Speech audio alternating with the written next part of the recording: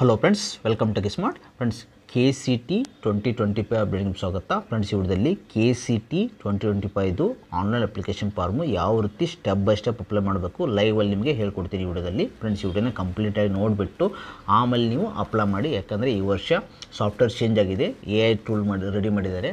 Compare to last year complete change ಮಾಡಿದ್ದಾರೆ software ಟೂಲ್ನ. ಅದಕ್ಕೋಸ್ಕರ ನಾನು ಕಂಪ್ಲೀಟಾಗಿ ಹೇಳ್ಕೊಡ್ತೀನಿ ನಿಮಗೆ. ಫ್ರೆಂಡ್ಸ್, ಇದಕ್ಕೂ ಮುಂಚೆ ನಮ್ಮ ಚಾನಲ್ ದಯವಿಟ್ಟು ಸಬ್ಸ್ಕ್ರೈಬ್ ಮಾಡ್ಕೊಳ್ಳಿ. ಹಾಗೂ ಬೆಳಕು ಇದೇ ರೀತಿ ಕಂಟೆಂಟ್ಸ್ ಅಪ್ಡೇಟ್ ಕೊಡ್ತಾ ಇರ್ತೀವಿ. ಸ್ಟಾರ್ಟಿಂಗಿಂದ ಹಿಡಿದು ನಿಮಗೆ ಎಂಡ್ ನಿಮಗೆ ಕೌನ್ಸಿಲಿಂಗ್ ಮುಗಿಯ ತನಕ ಅಪ್ಡೇಟ್ ಕೊಡ್ತಾ ಇರ್ತೀನಿ. ನಿಮಗೆ ಲಾಸ್ಟ್ 4 ಇಯರಿಂದ ಅಪ್ಡೇಟ್ ಕೊಡ್ತೀನಿ. This is the 5th year. ನಿಮ್ಗೆ ಇನ್ ಕೇಸ್ ಏನಾದರೂ ಪ್ರೈಮ್ ಮೆಂಬರ್ಶಿಪ್ ಬೇಕಂದರೆ ಡಿಸ್ಕ್ರಿಪ್ಷನ್ ಕೊಟ್ಟಿದ್ದು ಚೆಕ್ ಮಾಡ್ಕೊಳ್ಳಿ. ನಾವೇನು ಮಾಡ್ತಾ ಇದ್ದೀವಿ, ನಾವೇ ನಿಮಗೆ ಅಕಾರ್ಡಿಂಗ್ ಟು ಆನ್ಲೈನ್ ಅಪ್ಲಿಕೇಶನ್ ಫಾರ್ಮಿಂದ ಹಿಡಿದು ನಿಮಗೆ ನೆಕ್ಸ್ಟ್ ಕೌನ್ಸಿಲಿಂಗ್ ಮುಗಿಯ ತನಕ ನಿಮ್ಮ ಕಾಲರ್ ಲಿಸ್ಟ್ ಆಗಿರ್ಬೋದು, ಆಪ್ಷನ್ ಎಂಟ್ರಿ ಆಗಿರ್ಬೋದು, ಎಲ್ಲ ನಾವೇ ಮಾಡ್ತೀವಿ. ಆನ್ಲೈನ್ ಆಫ್ಲೈನ್ ಬೋತ್ ಇರುತ್ತೆ. ಡಿಸ್ಕ್ರಿಪ್ಷನ್ ಕೊಟ್ಟಿರ್ತೀನಿ, ಚೆಕ್ ಮಾಡ್ಕೊಳ್ಳಿ. ಓಕೆ ಫ್ರೆಂಡ್ಸ್, ಈಗ ನೀಟಾಗಿ ನೋಡ್ಕೊಳ್ಳಿ. ಫ್ರೆಂಡ್ಸ್, ಈ ವಿಡಿಯೋನ ನೋಡಿಬಿಟ್ಟು ಆಮೇಲೆ ಅಪ್ಲೈ ಮಾಡಿ, ಆಯಿತಾ? ಫ್ರೆಂಡ್ಸ್, ನಿಮಗೆಲ್ಲ ಗೊತ್ತಿರೋಗೆ ಇದು common application form UG CET NEET ಮತ್ತು ಆಯುಷು ಮತ್ತು farm science, architecture, nursing, pharmacy ಮತ್ತು ಪ್ಯಾರಾಮೆಡಿಕಲ್ ಕೋರ್ಸಸ್ಸು ಮತ್ತು ಕಂಪ್ಲೀಟಾಗಿ BPO BPT ಎಲ್ಲದಕ್ಕೂ ಒಂದೇ ಅಪ್ಲಿಕೇಶನ್ ಇರುತ್ತೆ. ಅದಕ್ಕೋಸ್ಕರ ನೀಟಾಗಿ ಅಪ್ಲೈ ಮಾಡಿ. ನೀವು ಅಪ್ಲೈ ಮಾಡೋಕ್ಕಿಂತ ಮುಂಚೆ ಈ ಡಾಕ್ಯುಮೆಂಟ್ಸ್ನ ರೆಡಿ ಇಟ್ಕೊಳ್ಳಿ. ನಿಮಗೆ SLC ಮಾರ್ಕ್ಸ್ ಕಾರ್ಡು, ಇನ್ ಕೇಸ್ ನೀವು 12th ಮಾರ್ಕ್ಸ್ ಕಾರ್ಡು ಪಾಸ್ ಆಗಿದ್ದರೆ, ಪ್ರೀವಿಯಸ್ ಇಯರ್ ಪಾಸ್ ಆಗಿದ್ದರೆ 12th ಮಾರ್ಕ್ಸ್ ಕಾರ್ಡು, ಮತ್ತು ನಿಮ್ಮದೇನು ರಿಸರ್ವೇಷನ್ ಇದ್ದರೆ ರಿಸರ್ವೇಷನು ಮತ್ತು ಸ್ಟಡಿ ಡೀಟೇಲ್ಸು. ಅದಾದ ತಕ್ಷಣ ನಿಮ್ಮ ಫೋಟೋ ಮತ್ತು ಸಿಗ್ನೇಚರು ಕಂಪಲ್ಸರಿ 50 KB ಒಳಗಡೆ ಇರಬೇಕು. ಓಕೆ ಫ್ರೆಂಡ್ಸ್, ಇದಾದಮೇಲೆ ನೆಕ್ಸ್ಟ್ ಏನು ಮಾಡಬೇಕಂದ್ರೆ ನಿಮಗೆ ಈಗ ಇನ್ ಕೇಸ್ ನೀವು ಆಲ್ರೆಡಿ ಇಲ್ಲಿ ರಿಜಿಸ್ಟರ್ ಮಾಡಿದ್ರೆ ಅಂದರೆ proceed to login for registered users. ಇಲ್ಲಾಂದರೆ ಇದೇ ಫಸ್ಟ್ ಟೈಮ್ ರಿಜಿಸ್ಟರ್ ಮಾಡಬೇಕು ಅಂದ್ಕೊಂಡಿದ್ದರೆ ಪ್ರೊಸೀಡ್ ಫಾರ್ ನ್ಯೂ ಯೂಸರ್ಸ್. ನಾನು ನ್ಯೂ ಯೂಸರ್ಸ್ ಮಾಡಿಬಿಟ್ಟು ಅಪ್ಲೈ ಮಾಡ್ತೀನಿ ನಿಮಗೆ. ಓಕೆ, ನೀವು ಇನ್ ಕೇಸು ಇಲ್ಲಿ ಫ್ರೆಂಡ್ಸ್ ಇಲ್ಲಿ ಯಾವ ರೀತಿ ಅಪ್ಲೈ ಮಾಡಬೇಕಂದ್ರೆ, ಫ್ರೆಂಡ್ಸ್ ನೀವು ಇನ್ ಕೇಸು ಕರ್ನಾಟಕದಲ್ಲಿ SLC ಓದಿದರೆ ಕರ್ನಾಟಕ ಬೋರ್ಡಿಂದ ಯಾವುದಂದರೆ KSE AB ಬೋರ್ಡ್ ಇದೆಯಲ್ಲ, ಆ ಬೋರ್ಡಿಂದ ಕಲ್ತಿದ್ರೆ ಎಸ್ ಅಂತ ಕೊಡಿ. ಇಲ್ಲ ಅಂದರೆ ನೀವು CBSE ಔಟ್ಸೈಡ್ CBSE ಇದು ಕೊಡಿದ್ರೆ ನೋ ಅಂತ ಕೊಡಿ. ನಾನು CBSE ಸ್ಟೂಡೆಂಟ್ದು ಅಪ್ಲೈ ಮಾಡ್ತಾಯಿದ್ದೀನಿ, ಅದಕ್ಕೋಸ್ಕರ ನೋ ಅಂತ ಕೊಡ್ತಾಯಿದ್ದೀನಿ. ಫ್ರೆಂಡ್ಸ್, ಇಲ್ಲಿ ಯಾವ ಬೋರ್ಡ್ ಅಂತ ಸೆಲೆಕ್ಟ್ ಮಾಡುತ್ತೆ ಬೇಕಾದ್ರೆ ನೀವು ಸೆಲೆಕ್ಟ್ ಮಾಡ್ಕೊಳ್ಳಿ. ನೀವು CBSE ಔಟ್ಸೈಡಾ ಅಥವಾ ICSEನ ಯಾವುದು ಬೋರ್ಡ್ ಅಂತ ಸೆಲೆಕ್ಟ್ ಮಾಡಿಕೊಂಡು ಇಲ್ಲಿ ಸೆಲೆಕ್ಟ್ ಮಾಡಿದ ತಕ್ಷಣ ಇಲ್ಲಿ ರೋಲ್ ನಂಬರ್ ಕೇಳುತ್ತೆ. ರೋಲ್ ನಂಬರ್ ಯಾವ ರೀತಿ ಎಂಟ್ರ್ ಮಾಡ್ಬೇಕಂದ್ರೆ, ನೀವು ಯಾವ ವರ್ಷ ಪಾಸ್ ಆಗಿದ್ರೆ ಅದು ಪ್ಲಸ್ಸು ರೋಲ್ ನಂಬರು, ಆಮೇಲೆ ವೆರಿಫೈ ಅಂತ ಕೊಡಬೇಕಾಗುತ್ತೆ. ಫಸ್ಟ್ ನಾನು ಎಂಟ್ರ್ ಮಾಡ್ತಾಯಿದ್ದೀನಿ. ತಕ್ಷಣ ಇಲ್ಲಿ ವೆರಿಫೈ ಅಂತ ಕ್ಲಿಕ್ ಮಾಡಿ.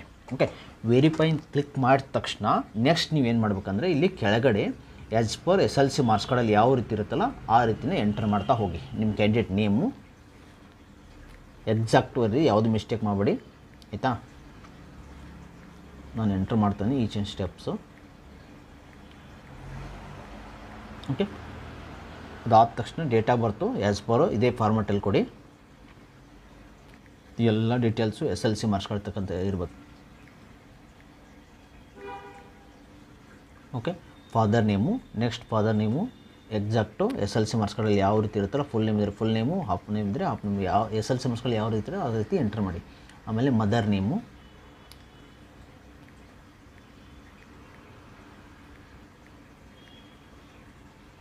ಓಕೆ, ಅದಾದ ತಕ್ಷಣ ಸ್ಯಾಟ್ಸ್ ನಂಬರ್ ಇದ್ದರೆ ಎಂಟ್ರ್ ಮಾಡಿ, ಇಲ್ಲಾಂದರೆ ಎಂಟ್ರ್ ಮಾಡಬೇಕಾಗಿಲ್ಲ, ಆಪ್ಷನಲ್ ಇದೆ ಅದು ನೋಡಬೇಕು. ಆಮೇಲೆ ವಾಟ್ ಈಸ್ ಯುವರ್ ಕ್ವಾಲಿಫಿಕೇಷನ್ ಇದೆಯಲ್ಲ, ಕ್ವಾಲಿಫಿಕೇಷನ್ನು ಸೆಕೆಂಡ್ PUC ಸೈನ್ಸ್ ಅಲ್ವಾ, ಸೈನ್ಸು ನಾನು ಸೈನ್ಸ್ ಮಾಡ್ತಾಯಿದ್ದೀನಿ, ಕಾಮರ್ಸ್ ಇದು ಕಾಮರ್ಸು, ಅದು ಅಪ್ಲೈ ಮಾಡಿ. Nationality Indian. Okay, email ID is very important. Email ID and password compulsory exact ನಿಮಗೆ ಮೇಲೆಲ್ಲ ಬರ್ತಾ ಇರುತ್ತೆ, ಎಕ್ಸಾಕ್ಟು ಎಂಟರ್ ಮಾಡಿ. ಓಕೆ, ಇದು ಇಂಪಾರ್ಟೆಂಟು, ವೆರಿ ಇಂಪಾರ್ಟೆಂಟು. ಅದಾದ ತಕ್ಷಣ ಮೊಬೈಲ್ ನಂಬರು,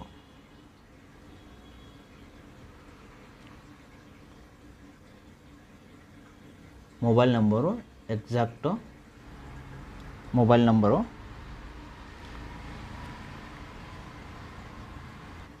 ಎಲ್ಲ ಕರೆಕ್ಟ್ ಇದೆ ಅಂತ ನೋಡ್ಕೊತ ಹೋಗಿ. ಪಾಸ್ವರ್ಡ್ ಬಂದಿರುತ್ತೆ ನಿಮಗೆ, ಪಾಸ್ವರ್ಡ್ ಬಂತೆ, ಆ ಪಾಸ್ವರ್ಡ್ನ ಎಂಟ್ರ್ ಮಾಡಿ. ಕ್ರಿಯೇಟ್ ಮಾಡೋದಿರುತ್ತೆ. ಪಾಸ್ವರ್ಡ್ ಯಾವ ರೀತಿ ಇರುತ್ತೆ ಅಂದರೆ, ಒಂದು ಆಲ್ಫಾ ನ್ಯೂಮರಿಕ್ಕು ಅಂದರೆ ಒಂದು ಕ್ಯಾಪಿಟಲ್ಲು, ಆಮೇಲೆ ಸ್ಮಾಲು, ಆಮೇಲೆ ನಂಬರ್ಸ್ ಇರಬೇಕು, ಮತ್ತು ಸ್ಪೆಷಲ್ ಕ್ಯಾರೆಕ್ಟರ್ ಕೂಡ ಇರಬೇಕು. ಆ ರೀತಿ ಕ್ರಿಯೇಟ್ ಮಾಡಿ. ಫಾರ್ ಎಕ್ಸಾಂಪಲ್ ನಾನು ಯಾವ ರೀತಿ ಹೇಳ್ತಾ ಅಂದರೆ, ನಮ್ಮ ಟೇಕ್ ಇಟ್ ಸ್ಮಾರ್ಟ್ ಇದೆಯಲ್ಲ, T capital take it smart ಎಟ್ 1 2 3 ಅಂತ ನಾನು ಕ್ರಿಯೇಟ್ ಮಾಡಿದ್ರೆ ಅದೊಂದು ಪಾಸ್ವರ್ಡು. ನಿಮ್ಮದೊಂದು ನೀವು ಕ್ರಿಯೇಟ್ ಮಾಡ್ತಾ ಇರಿ. ಓಕೆ, ವೆರಿಫೈ ಆಗುತ್ತೆ ನಿಮ್ಮದು. ಪಾಸ್ವರ್ಡ್ ಕೊಟ್ಟ ತಕ್ಷಣ ವೆರಿಫೈ ಆಯ್ತು ನೋಡಿ, ನಂಬರು ಫಿಕ್ಸ್ ಆಯಿತು. ಇದೇ ನಂಬರ್ಗೆ ಕಂಟಿನ್ಯೂಸು ನಿಮಗೆ ಎಲ್ಲ ಡೀಟೇಲ್ಸು ಬರ್ತಾ ಇರುತ್ತೆ. ಓಕೆ, ಪಾಸ್ವರ್ಡ್ ಕ್ರಿಯೇಟ್ ಮಾಡ್ತಾಯಿದ್ದೀನಿ. ಓಕೆ, ಸೊ ಅದಾದ ತಕ್ಷಣ photo, password size white background candidate photo ನಾನು ಫೋಟೋ ಸೆಲೆಕ್ಟ್ ಮಾಡ್ತಾಯಿದ್ದೀನಿ. ಓಕೆ, ಇದಾದ ತಕ್ಷಣ ಕ್ಯಾಪ್ಚಾ ಕೊಡಿ. ಓಕೆ, ಕ್ಯಾಪ್ಚಾ ಯಾವ ರೀತಿ ಎಂಟರ್ ಇದೆಯಲ್ಲ same as it is enter ಮಾಡಿ ತಕ್ಷಣ ರಿಜಿಸ್ಟರ್ ಅಂತ ಕೊಡಿ. ಸೊ ಇದು ರಿಜಿಸ್ಟರ್ ಅಂತ ಕ್ಲಿಕ್ ಮಾಡಿದ ತಕ್ಷಣ ನಿಮಗಿದು ಕಂಪ್ಲೀಟು ರಿಜಿಸ್ಟರ್ ಆದಂಗೆ ಆಯ್ತಾಯಿತು ನಿಮ್ಮ ಮೊಬೈಲ್ ನಂಬರ್ಗೆ. ಸೊ ಆನ್ಲೈನ್ ರಿಜಿಸ್ಟ್ರೇಷನ್ ಇಲ್ಲೊಂದು ಪಾಪಪ್ ವಿಂಡೋ ಆಗುತ್ತಲ್ಲ, ಇದನ್ನ ಫೋಟೋ ಕ್ಲಿಕ್ ಮಾಡ್ಕೊಳ್ಳಿ.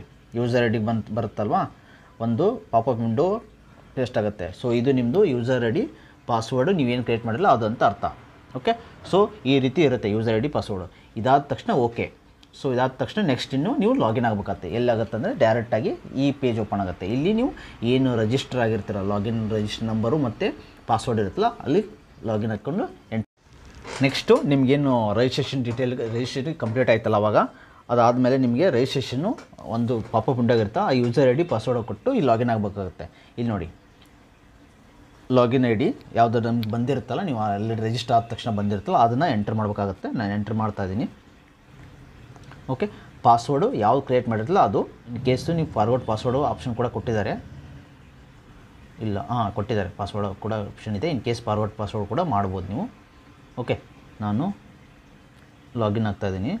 ಇಲ್ಲಿ ಆದ ತಕ್ಷಣ login using OTP, login using paste login, new users. ನಾನು ಯೂಸಿಂಗ್ OTP ಹೇಳ್ತಾಯಿದ್ದೀನಿ. ಯೂಸಿಂಗ್ OTP ಕ್ಲಿಕ್ ಮಾಡ್ತಾಯಿದ್ದೀನಿ. ಪೇಸ್ಟ್ ಕ್ಲಿಕ್ ಮಾಡ್ಬೋದು, ಬಟ್ ನಾನು OTP ಪ್ರಕಾರ ಮಾಡ್ತಾಯಿದ್ದೀನಿ. ಓಕೆ, OTP ಬಂದಿರುತ್ತೆ, ಚೆಕ್ ಮಾಡ್ಕೊಳ್ಳಿ ನಿಮ್ಮ ಮೊಬೈಲ್ಗೆ.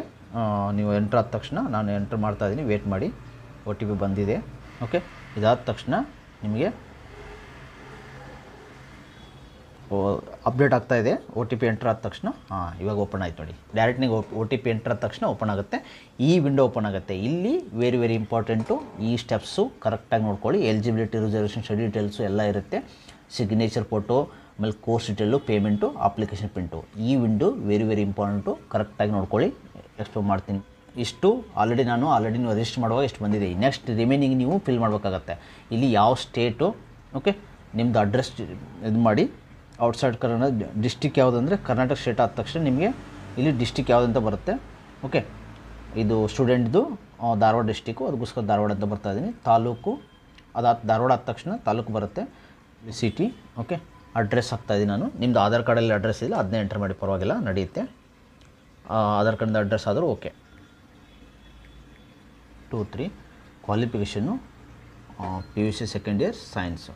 ಓಕೆ, ಅದಾದ ತಕ್ಷಣ ರೆಸಿಡೆಂಟು ಇಂಡಿಯನ್ನು. ಓಕೆ, ಅದಾದ ತಕ್ಷಣ ರೀಜನ್ನು ಹಿಂದೂ ಮುಸ್ಲಿಮ್ ಯಾವುದಿತ್ತೋ ಅದು ಕೊಡಿ, ನಾನು ಹಿಂದೂ ಕೊಡ್ತಾಯಿದ್ದೀನಿ. Okay, mother tongue Kannada. Okay, ಇಷ್ಟು ಆದ ತಕ್ಷಣ ಎಂಟರ್ ಮಾಡಿ. ನೆಕ್ಸ್ಟ್ ಪೇಜ್ ಅಂತ ಕ್ಲಿಕ್ ಮಾಡಿ. ಮುಂದುವರಿಸಿ ಅಂತಿದೆಯಲ್ಲ ಅದು ಕ್ಲಿಕ್ ಮಾಡಿಕೊಳ್ಳು. ಈ ಜನರಲ್ ಡೀಟೇಲು ಅಪ್ಡೇಟ್ ಆಯಿತು. ಇದಾದ ತಕ್ಷಣ ಇಲ್ಲಿ very important 12 study details enter ಮಾಡಬೇಕಾಗತ್ತೆ. ನೋಡಿ, do want to claim seat under NI words? No.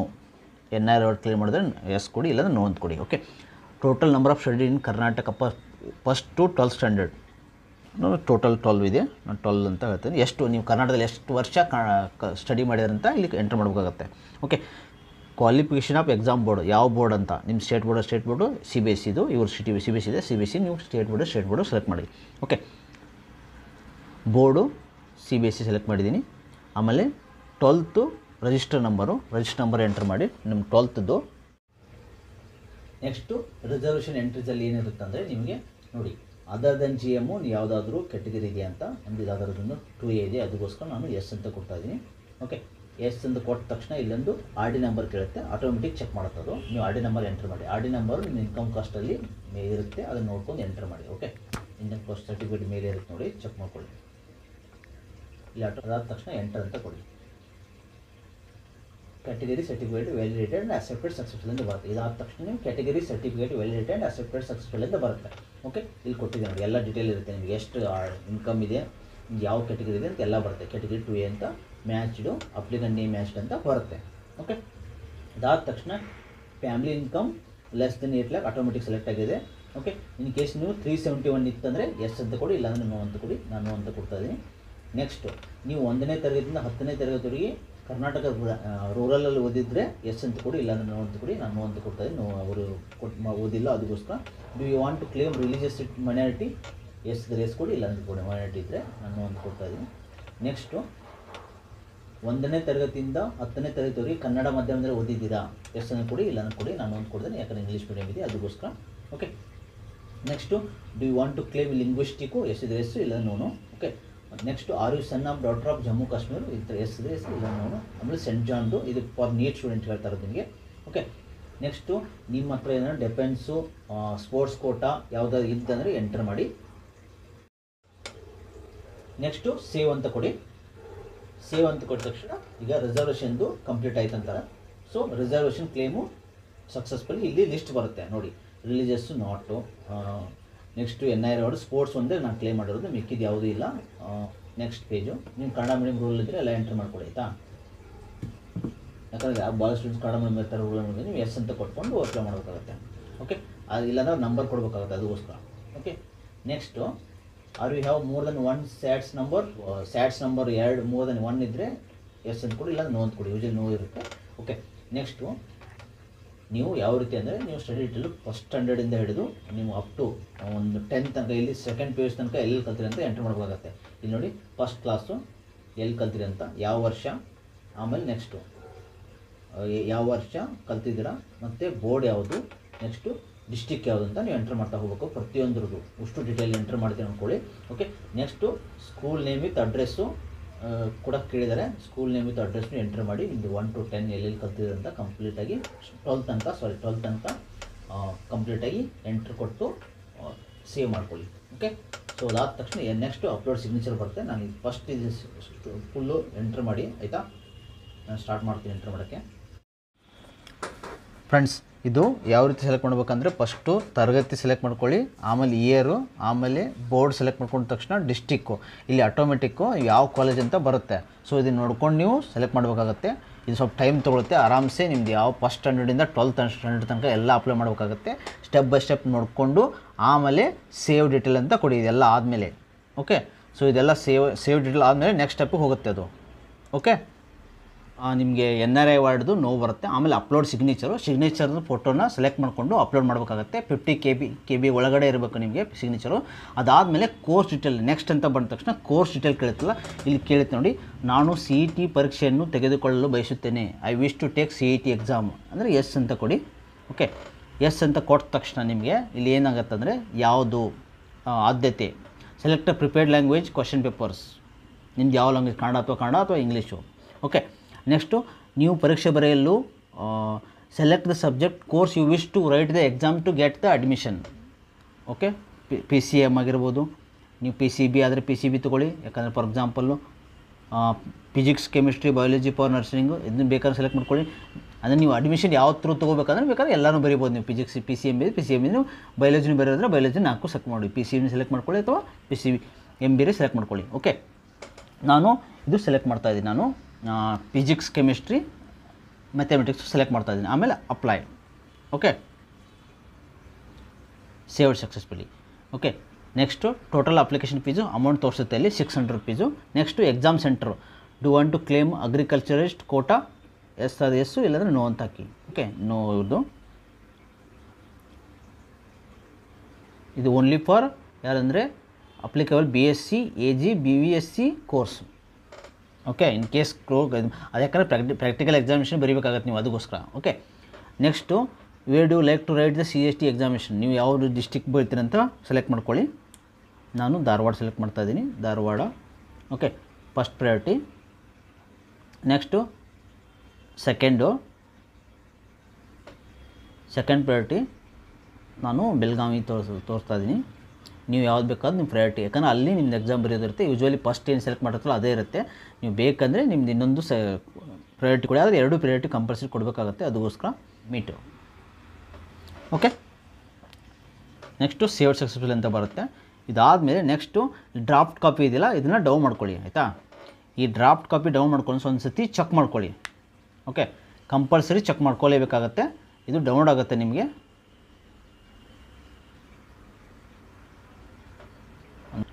ಇದನ್ನು ಡೌನ್ ಮಾಡ್ಕೊಂಡು ಒಂದು ಸತಿ ವೆರಿಫೈ ಮಾಡಿ. ಅದಾದ ತಕ್ಷಣ ಸಬ್ಮಿಟ್ ಕೊಡಿ ಆಯಿತಾ.